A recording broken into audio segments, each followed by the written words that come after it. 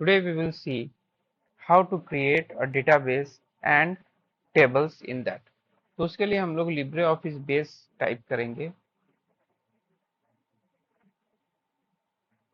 Libre Office Base type करेंगे और इसमें हम लोग का आ जाएगा create a new database, open an existing database और connect to an existing database.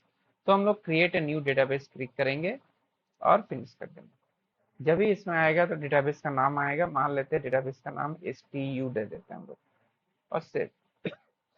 Sorry, यहाँ पर एक एरर आ सकता है GRE रिलेटेड, जावा रिलेटेड, तो उसके लिए आप लोग को क्रोम में जाना है और क्रोम में जाकर GRE सॉफ्टवेयर टाइप करना है। GRE फॉर विंडोज, जैसे देख रहे हैं GRE 82931 विंडोज 64, इसको डाउनलोड करना है, इसको इंस्टॉल कर देना है। उसके बाद फिर से डेटाबेस को ओपन करना है, तो ये आपका कोई एरर नहीं आएगा। तो देखिए डेटाबेस का 4 option, tables, queries, forms and reports, जिसमें से आज हम लोग सीखेंगे टेबल, क्रिएट टेबल्स इन डिजाइन व्यू। इसमें हम लोग को 2 ऑप्शन मिलेगा, एक फील्ड का नाम और एक डेटा टाइप। तो फील्ड का नाम जैसे हम लोग एडमिशन नंबर, नेम और परसेंटेज, ये हम लोग डाल दिए। एडमिशन नंबर में यहाँ पर बहुत सारा डेटा टाइप मांगता है, तो मतलब कौन सा टाइप का डेटा घुसेगा, तो इसमें हम लोग नंबर्स ले लेते हैं। नेम में टेक्स्ट ठीक है। परसेंटेज जो है वो हम लोग का इंटीजर ही ले लेते हैं। ये डेटा टाइप के बारे में मैंने थ्योरी क्लास में दिया हुआ है, वो आप लोग देख सकते हैं। फिर राइट क्लिक करके प्राइमरी की इसमें ऐड कर सकते हैं। प्राइमरी की क्या है, जब अगर कोई कॉलम के ऊपर लग जाए तो उसमें हम लोग डुप्लीकेट या तो नल वैल्यू एंटर नहीं कर सकते। नल वैल्यू का मतलब ब्लैंक स्पेस। अब मान लेते हैं टेबल का नाम ST1 डाल दिए, ओके कर दिए। अब इसको क्लोज कर दिए।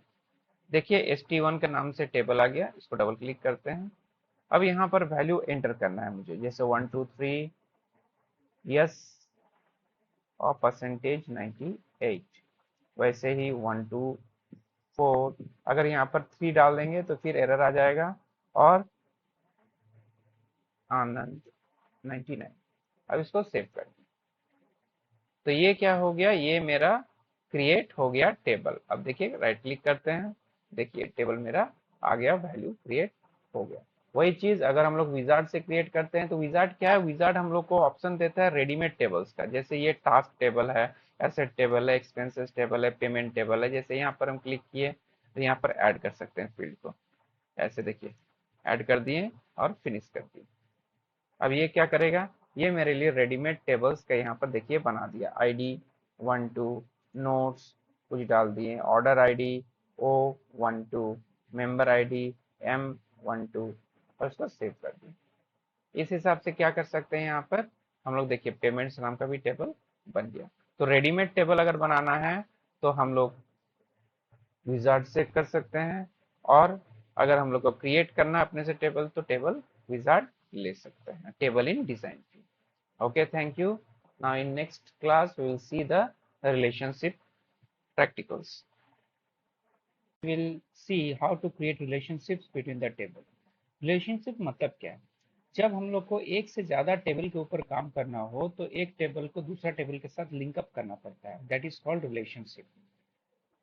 How many types of relationships are there? So there are most probably 3 types of relationships. Types of relationships, 3 types: one to one to many, and many to many. 1 to 1 का मतलब क्या है, जब एक टेबल में कुछ डेटा दूसरा table का कुछ डेटा के साथ लिंकअप हो। मतलब जैसे यहाँ पर स्टूडेंट डिटेल्स और स्टूडेंट रिजल्ट, ये दोनों टेबल है। स्टूडेंट एडमिशन नंबर, यहाँ पर एक कॉलम है जिसमें से स्टूडेंट रिजल्ट का एडमिशन नंबर के साथ एक 1001 लिंकअप हुआ, 1010 लिंकअप हुआ, 1134 लिंक, मतलब इस टेबल का एक एक डेटा इस टेबल का एक एक डेटा के साथ लिंकअप हुआ। जब ऐसा टाइप का रिलेशनशिप बने तब हम लोग क्या करेंगे, इसको 1 to 1 रिलेशनशिप बताएंगे। अब 1 to many रिलेशनशिप, जब एक टेबल का एक डेटा हर एक दूसरा टेबल का बहुत सारा डेटा के साथ लिंकअप हो। जैसे यहाँ पर हम लोग को देखने को मिल रहा है, सी, और यहाँ पर टीचर डिटेल्स बोल के टेबल है जिसमें एक टीचर आईडी जैसे T002, वो टीचर क्लास एलोकेशन टेबल का T002 10A में भी क्लास ले रहा है, T001 टू जो है 10B में भी इंग्लिश क्लास ले रहा है। तो एक डेटा दो दो डेटा के साथ लिंकअप हो रहा है, दो रो के साथ लिंकअप हो रहा है। तो इस हिसाब से वन टू मेनी का काम होता है।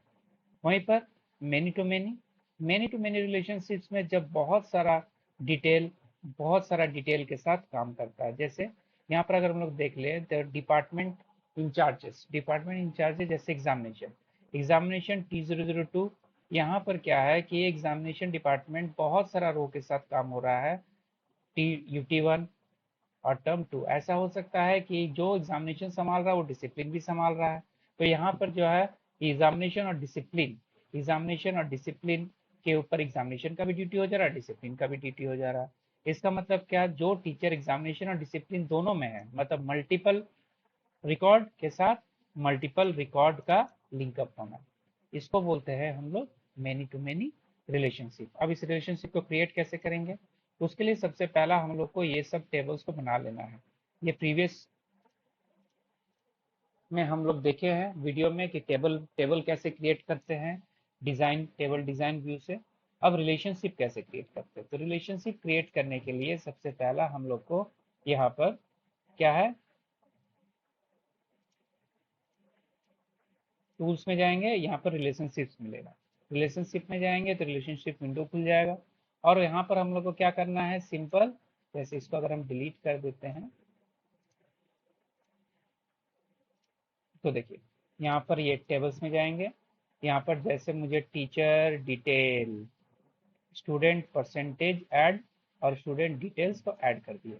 अब इसका प्राइमरी की कौन है, रोल नंबर, ठीक है, और एडमिशन नंबर। इसका एडमिशन नंबर के साथ ये एडमिशन नंबर को लिंकअप करेंगे।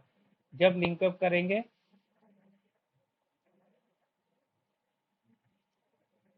तो क्या होगा, ये वन टू ये रिलेशनशिप बन जाएगा।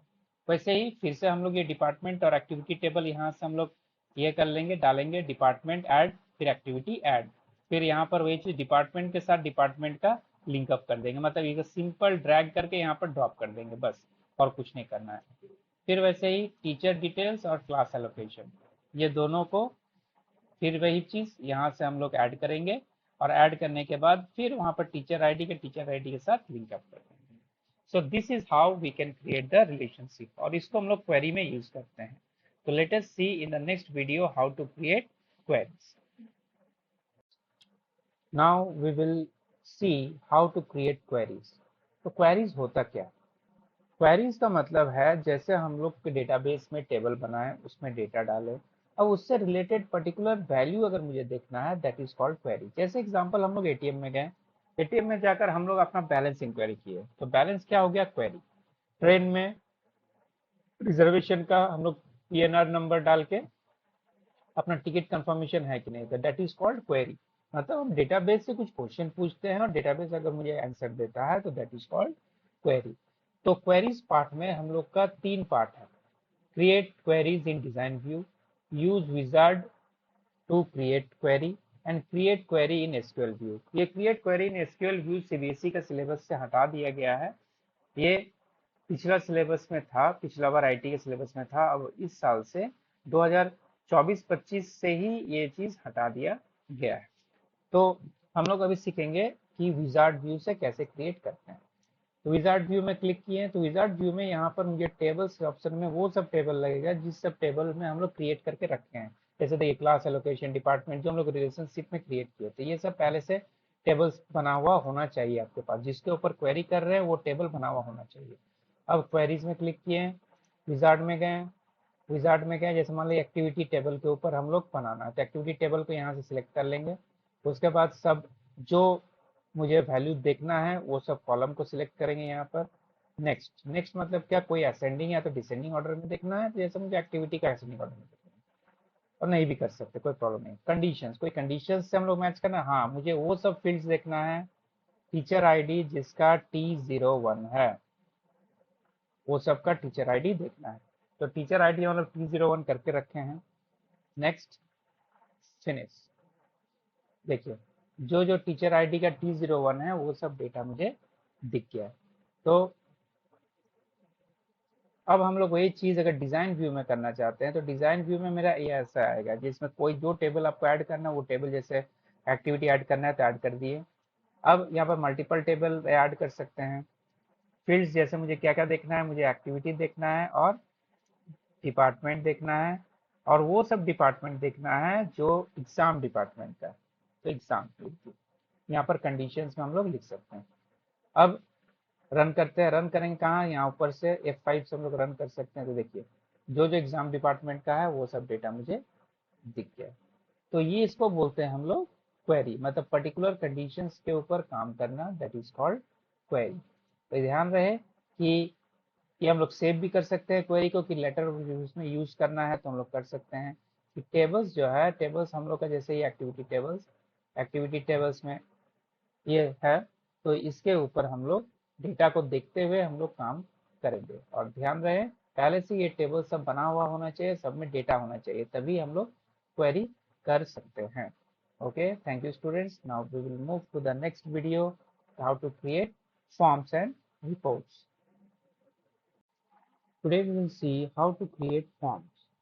फॉर्म्स क्या होता है? फॉर्म्स एक यूजर फ्रेंडली एनवायरनमेंट होता है जहां पर हम लोग अपना डेटा को देख सकते हैं, जो जो टेबल से रिलेटेड ये फॉर्म बनाएंगे, और नया डेटा को इंसर्ट भी कर सकते हैं। तो let us see how to create. Click on the wizard. From wizard we will see, because wizard is in our syllabus. Wizard में हम लोग यहाँ पर हम लोग का टेबल्स, बहुत सारा टेबल्स का ऑप्शन है कि कौन सा टेबल मुझे फॉर्म बनाना है। जैसे मुझे एक्टिविटी के ऊपर ही फॉर्म बनाना है, एक्टिविटी, और यहाँ पर हम लोग कंट्रोल्स को ले लेंगे कि मतलब कौन कौन सा कॉलम मुझे चाहिए फॉर्म के लिए। अब नेक्स्ट, मतलब इस फॉर्म का अगर मुझे सब टाइटल कुछ देना है तो हम लोग दे सकते हैं, और नहीं तो नहीं भी दे सकते हैं। Next, we have to arrange the controls. अब देखिए यहाँ पर जो है हम लोग का कंट्रोल्स आएगा। कंट्रोल्स कैसे आएगा, मतलब कैसे देखना है ये फॉर्म। यहाँ पर बहुत सारा ऑप्शंस है, जैसे ऐसे डिज़ाइन, ऐसे डिज़ाइन, तो कौन सा डिज़ाइन से मुझे देखना है, ये चीज़ करेंगे। Next, set data entry. अब बात है, this form is use to enter new data only, existing data will not be displayed.